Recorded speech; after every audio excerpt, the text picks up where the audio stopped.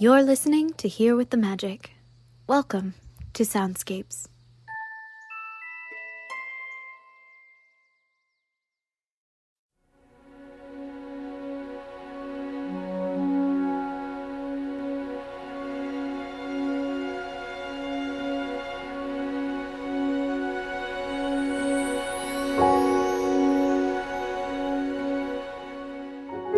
With Independence Day just around the corner, we're diving into one of Disney's most patriotic attractions, the American Adventure. The show stands as a testament to the spirit of the United States, unfolding within the heart of Epcot's World Showcase. Here, an inspiring narrative of America's history unfolds, showcasing the power of dreams and the resilience of the American spirit. Benjamin Franklin and Mark Twain guide us through a series of vignettes featuring key figures and defining moments in the nation's past. Inspiring music swells around us, stirring words fill the air, and for a moment, we're swept up in the great American story. Yet as we listen, let's also recognize that in the span of a half-hour show, not all of America's rich, tangled history can be covered. While the show provides a moving tribute to the spirit of America, it is inherently selective in the moments it portrays. Now, this is not a criticism of the show, but rather an acknowledgement of the vastness and complexity of the American story. In true Epcot fashion, the show is meant to encourage us to seek out more knowledge, to appreciate the full depth of American history, and to engage in continuous discovery. As the 4th of July approaches, there's no better time to reconnect with the essence of this country.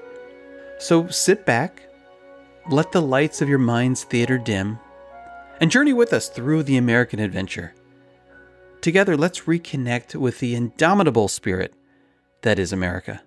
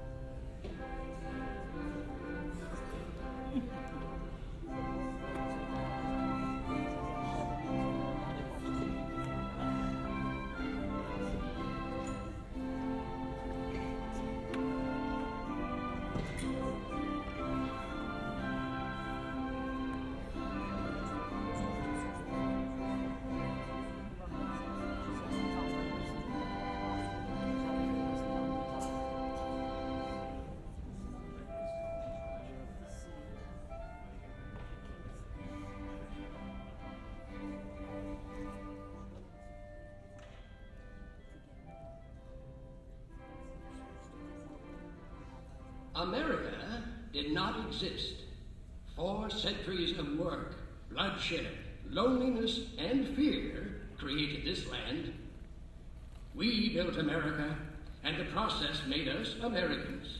A new breed, rooted in all races, stained and tinted with all colors, a seeming ethnic anarchy.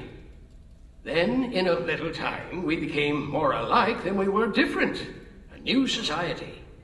Not great, but fitted by our very faults for greatness. Excuse me, Mr. Twain. What's that? Perhaps you recognize those inspiring words from one of America's great writers. No, Dr. Franklin, I don't recall writing anything like that. Oh my, of course not. They're from the pen of John Steinbeck, back in the 20th century.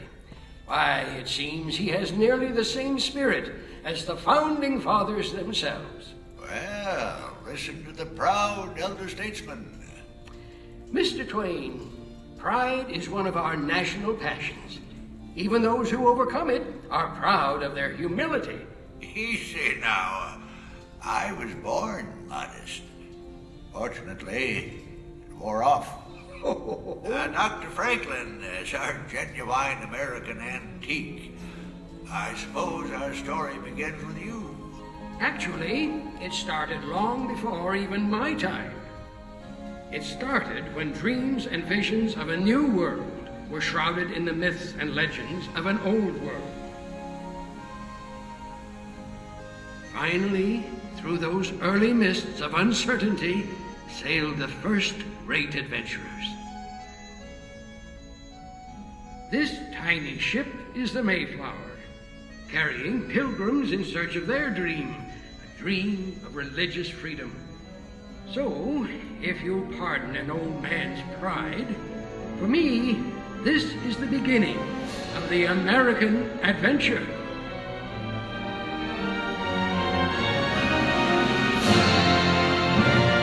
There's a land across this ocean I'm waiting to see, a land for these people who dream to be free. So stand by the mainsail, the fierce storms will race. Aloft with ye mates, our King Neptune will face. You'd think that these landlubbers never would last. This cargo of pilgrims, 12 week for the mast. It's land ho, we hearties, at last we've arrived, and praise be to God, nearly all have survived. But a look o'er this wilderness brings me to dread that the first bitter winter may leave them all dead. They call themselves pilgrims, these poor wretched souls, with a dream to be free. In the new world they're gone. Yes, far from welcoming the early settlers, this land severely challenged them. It was a struggle for survival that gained but a tiny toehold in a vast, untamed wilderness. In the decades that followed, a new challenge began to emerge. We were growing more and more apart from the mother country. Passion began to govern, and she never governs wisely. Ah! The British think it's fools we be. If they tax our trade, then our land be next, and soon all else we possess. Hear me now. You ask defense against the French and the Indians. Should you not help pay for it? Parliament's colonial policy is both arbitrary and unjust. That's nonsense. The same tea that cost you 3 shillings a pound costs us 6. First, we spoke out with our voices. Then we spoke out with action, with a growing defiance that led to the Boston Tea Party. Hear ye! Hear ye! By royal proclamation, His Majesty King George III hereby sets... Look at this! They're closing the harbour! But surely we can work something out. Our king feels we've wronged him. Your king, you Tory! Either we cut the ties with England, or we surrender our liberty! Finally, the time had come to speak with one voice in a declaration of independence. Good evening, Mr. Jefferson. Have you finished the new draft yet? Those are new drafts all over the floor, Dr. Franklin. It seems one stroke of this pen brings 2 changes from Congress. I told you John Adams should have written this. Oh, by his own admission, you can write circles around him. Mr. Adams has not been prisoner in this loft for 17 days. I shall continue tomorrow. You must continue now. Thomas, it is difficult to make 13 clocks chime at the same time, but we must carefully justify this separation. Dr. Franklin, while you slept soundly through the meeting this afternoon, we did manage to justify separation. We hold these truths to be self-evident, that all men are created equal, that they are endowed by their Creator with certain inalienable rights, that among these are life, liberty, and the pursuit of happiness. and to secure these rights, governors of each Days of 76, my boys, we ever must revere. Let every man take his musket up and fight for freedom dear. We'll hit the flanks of the Red Fort ranks as Yankee volunteers. Oh, 'tis a great delight to march and fight, but it's getting tough, I fear.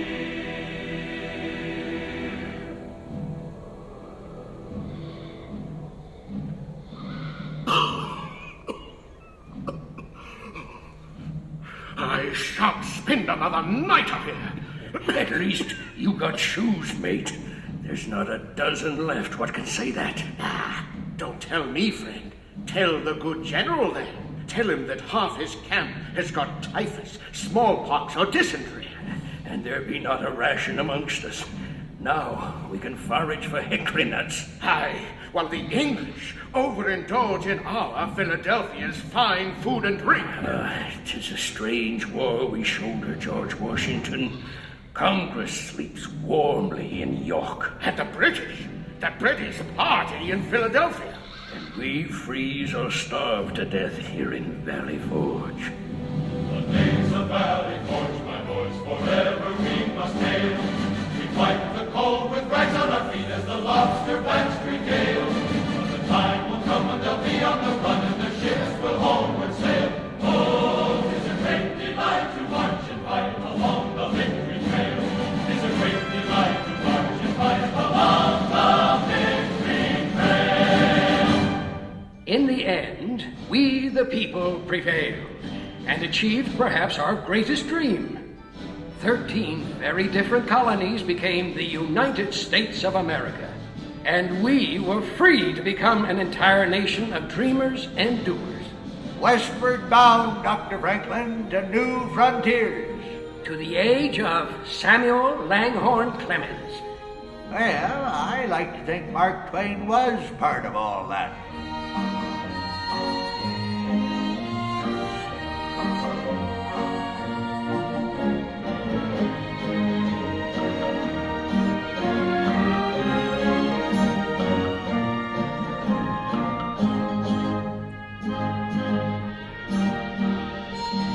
Yes, sir, Dr. Franklin. You founding fathers gave us a pretty good start, don't you know? We still had some things to learn the hard way. Seems a whole bunch of folks found out we the people didn't yet mean all the people. Folks like Frederick Douglass. Even amidst the cricket song here along Mark Twain's beloved Mississippi, I hear the noise of chains and the crack of the whip. Yet there is hope. Hope born from the words of Harriet Beecher Stowe. Uncle Tom's Cabin has given our nation a key, which can unlock the slave prison to millions. Anti-slavery is no longer a thing to be prevented. It is grown to abundant, to be snuffed out like a lantern. Troublemakers like Douglas got us into this mess. We only wanted freedom, not war. Well, listen to my abolitionist brother. What? Pa, he's gonna make a real good Billy Yank. We got a good cause, Johnny Reb. Quiet, both of you. You're gonna ruin Ma's birthday. No. Ain't nothing gonna ruin today. We're all together. That's what counts. Now, you go ahead, Mr. Brady. All right, everybody. Hold real still now.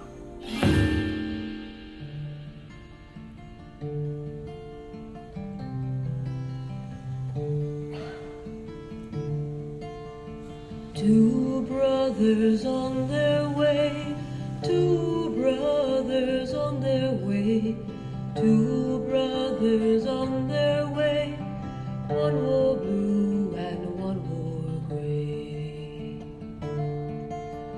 One wore blue and one wore gray, as they marched along their way.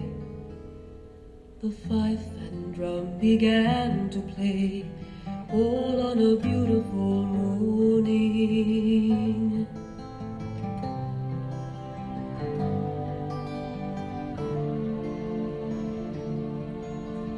One was gentle, one was kind. One was gentle, one was kind. One came home, one stayed behind. A cannonball don't pay no mind. A cannonball don't pay no mind. If you're gentle or if you're kind. It don't think of the folks behind. All on a beautiful morning. All on a beautiful morning.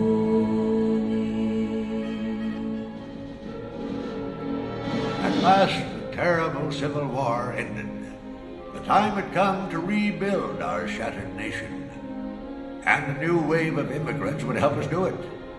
From around the world they came, these new Americans. 1,000 noble currents, wrote Herman Melville, all pouring into one. Seems there was a new dawn coming for the American adventure. Enough! Enough of your words. Let your new dawn lead to the final sunset on my people's suffering. When I think of our condition, my heart is heavy. I see men of my own race treated as outlaws or shot down like animals. I hope that all of us may be brothers, with one country around us and one government for all. From where the sun now stands, I will fight no more, forever. The wisdom of the great Chief Joseph reminded us once again of our long, painful journey through the frontiers of human liberty.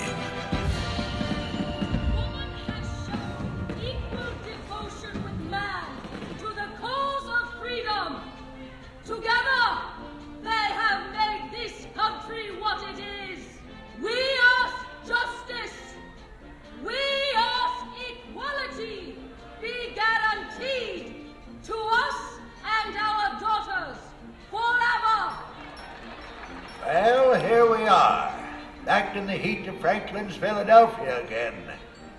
We're 100 years old today. We came a long way in that first century, but like Susan B. Anthony, we're still speaking out. And why shouldn't we, Mr. Twain? As Tom Edison says, discontent is the first necessity of progress. Edison, afraid I don't place the name. Edison's that young phonograph inventor. Why, this great hall is filled with new inventions. There's Otis elevator, Corliss magnificent steam engines. And don't forget me telephone, the true hallmark of progress. Aha! Behold the proud Scots. That's right. Carnegie Steel built this place. Aye, and it'll soon build a new concert hall for New York. Oh, Carnegie Hall, eh? It'll never last. Donating libraries. Andy, that's a grand idea. 'Tis an age for grand ideas. An era for innovation. A dawn for new awareness. A time to challenge the frontiers of a new century.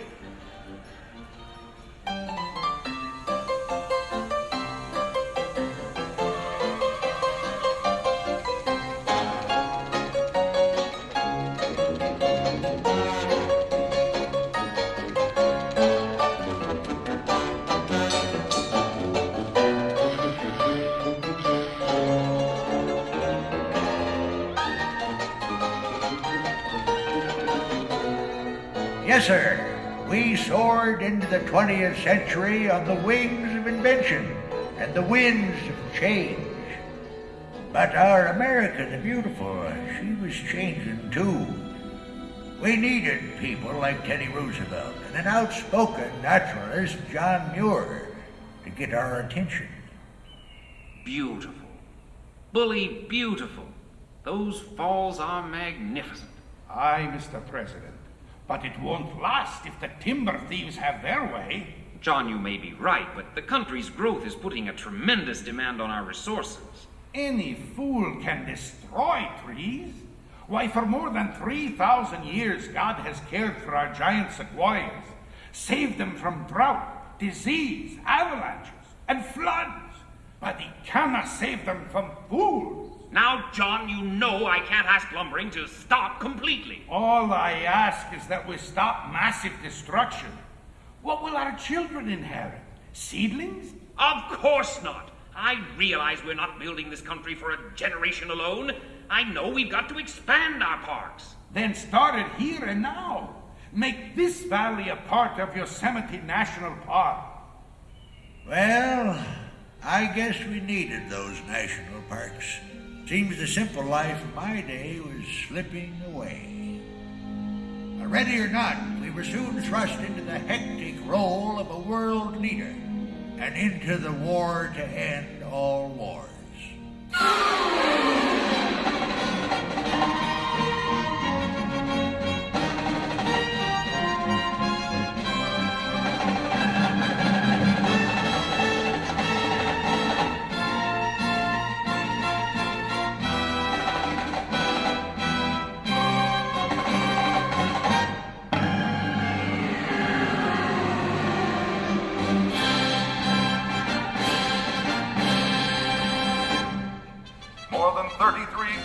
Non-stop hours after his departure from New York, Captain Charles Augustus Lindbergh successfully landed his Spirit of St. Louis in Paris last week. Lucky Lindy's solo flight across the Atlantic has certainly placed him among the greatest in a long line of American pioneers. Today, October 29, 1929, Wall Street became America's greatest wall of rubble. This stock market crash has tarnished the golden dreams of millions. Once I built a tower to the sun, brick and rivet and lime. Once I built a tower, now it's done. Brother, can you spare a dime? Spare a dime? Sure. Buy 4 of my apples, and I'll loan you back to 10 cents. Hey, Sam, I heard tell there's New York millionaires selling apples, too. You mean ex-millionaires, don't you? Hey, it looks like the storm is finally letting up. Well, maybe the Sunday drivers have come out hunting for gas. Ain't many folks can pay no 18 cents a gallon. Hey, listen, fellas. Old FDR's been inaugurated. This great nation will endure, as it has endured, will revive and will prosper. So first of all, let me assert my firm belief that the only thing we have to fear is fear itself. Yeah, sure hope he's right. Folks could use a little prosperity around these parts. Yes, sir. Before this depression, we sure had enjoyed special blessings. Hold it. But you I know, think that's it Will seems to Rudd. me that we was a mighty cocky nation. We'd begun to believe that the height of civilization was an automobile, a radio, and a bathtub. Of course, now we're a whole lot smarter. Now Congress wants to trim down the Navy so it'll fit into the bathtub too. You know, it seems to me like we're the only nation in the world that waits till we get in the war before we start getting ready for it. Yesterday, December 7th, 1941, and declared with infamy, the United States of America was suddenly and deliberately attacked by naval air forces.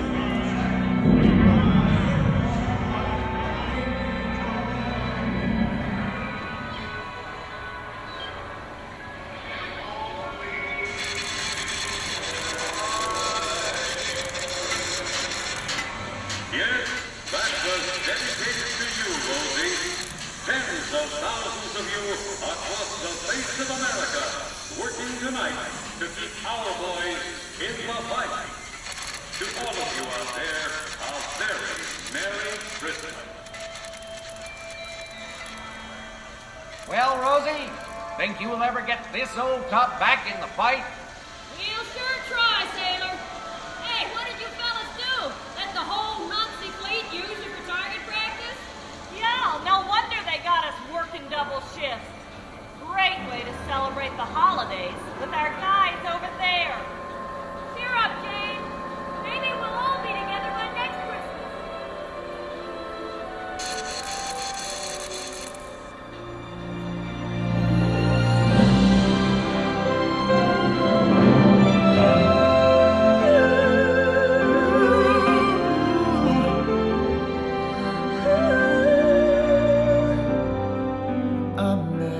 America, spread your golden wings, sail on freedom's wind, cross the sky. Great bird, with your golden dreams, flying high, flying high. America, you must keep dreaming now, dreaming the promise now of your pioneers. America, keep on flying now, keep your spirit free, facing new frontiers. And so, my fellow Americans, ask not what your country can do for you. Ask what you can do for your country. My fellow citizens of the world, ask not what America will do for you, but what together we can do for the freedom of man. I have a dream this afternoon that the brotherhood of man will become a reality in this stage, with this faith. 40 feet down, 2.5. Picking up some dust. 4 forward, drift into the right a little. Contact light. Okay, engine stop. We got to get down, Eagle. Tranquility base here. The Eagle has landed.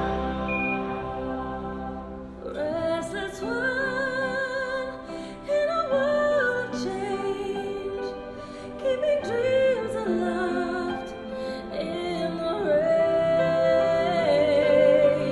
Spirit free, through the clouds of time, of time. Spirit free, must be flying now, reaching to touch the sky on the wings of change.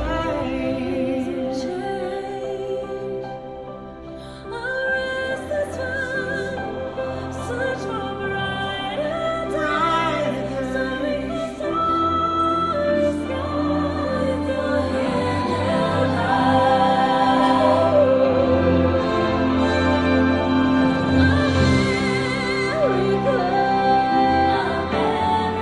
Spread your golden wings, sail on freedom's wind, sail across the sky.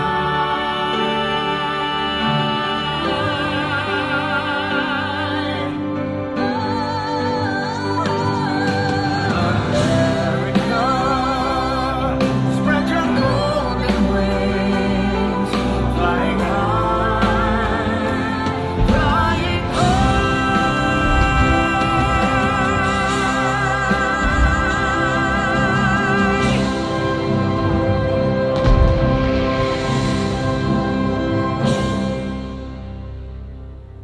Well, Mr. Twain, what do you think of our America now? I think the founding fathers never dreamed of an America like this. Of course not. We weren't dreamers, we were visionaries.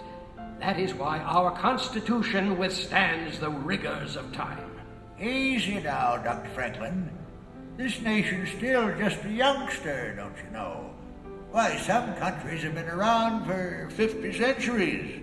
We're barely into our third. That's true, but look what we've accomplished in that tiny span of time. My dear Doctor, earlier you found John Steinbeck so inspiring, but he also sounded this warning. We now face the danger which in the past has been the most destructive to the human: success, plenty, comfort, and ever-increasing leisure.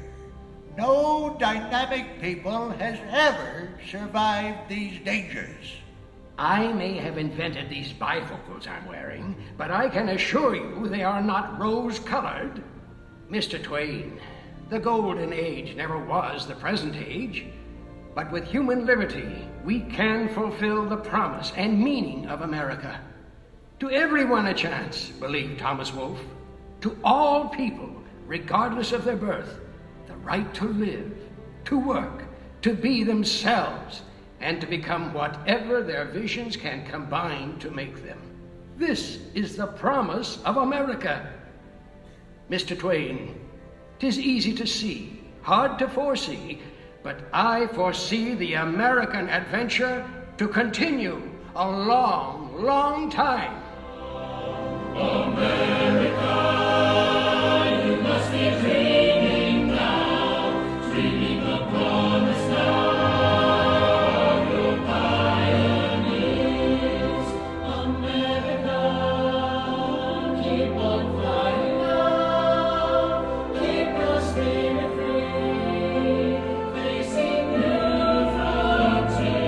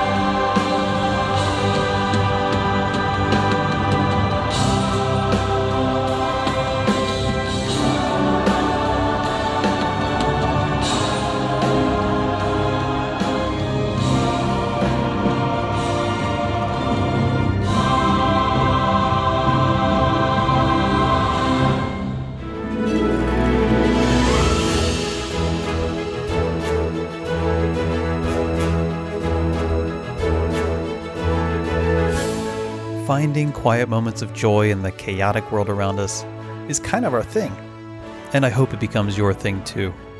I invite you to connect with us on Facebook and Instagram. You can also access hundreds of videos on our YouTube channel, including many formatted for virtual reality devices. Links are provided in the show notes. Thanks for being here.